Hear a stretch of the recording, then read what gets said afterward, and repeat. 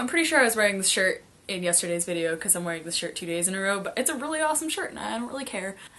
Hey guys, what's up? It's Heidi. So this is kind of a continuation of my yesterday video where I admitted that I was in a reading slump, and I've gotten a couple comments on that video about, you know, like what a reading slump is or like how to get out of it, and just kind of not really talk about reading slump, try to talk more in depth about what I consider to be a reading slump and just stuff like that. So Chapter Stacks did a video a while back about reading slumps, and that reading slumps aren't necessarily bad, and you know, it's okay to take time after you finish a big book or whatever to digest it, and I totally agree. I'll leave that video down below. And when I said that I was in a reading slump yesterday, I didn't mean that like I just like wasn't feeling like reading or anything. More so like I want to read. Like I have this internal like huge desire to read, but nothing seems to be holding my attention. When I get in this kind of reading slumpy mood thing, I have this issue where I'll be reading and then I'm like,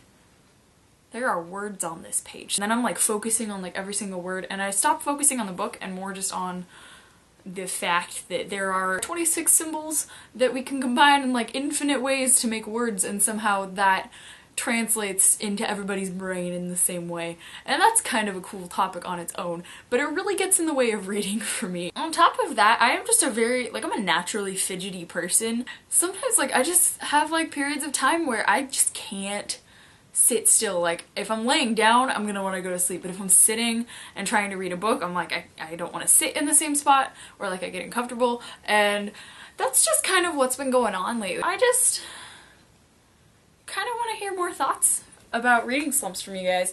If you think reading slumps are bad, or even if reading slumps exist at all.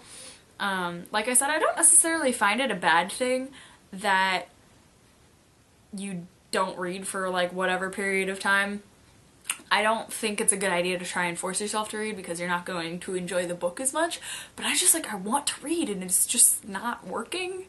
I'm a huge believer in like not forcing anybody else to read. I don't think it's a bad thing that some people don't like to read. Some people enjoy getting their stories from other forms, movies, TV shows, whatever, and I think that's great. Like as long as they're getting the experience of like an awesome story, like good for them. Like stories are awesome, you can learn things from stories, stories are fun, just stories. I just really wish that people would stop the whole reading is the best thing in the world and everybody should do it, because some people are dyslexic. Like I would not want to do that. I've always loved reading. I'm a naturally fast reader. I read somewhere in like the 800-900 words a minute range. I don't think that, and like I said, I'm a really fidgety person, so I can't sit down and read a book for like 4 hours straight. Some people just don't like reading. It's not their thing, and I think that's fine. But I think that's all that I have to say about this topic right now.